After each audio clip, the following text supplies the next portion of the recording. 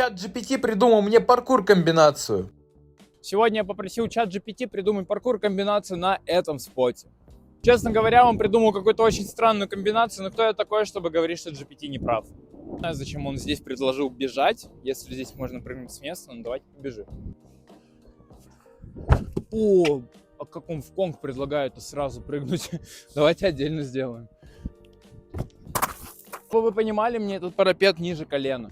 Так, ну ладно, наверное, стоит сделать, а то это как-то не делать такую легкую комбинацию, с первого раза не сделать. Так. О, вот это было. Ну а я предлагаю немножко поменять комбинации, вместо конга сделать боковое сальто. Как по мне, оно идеально впишется.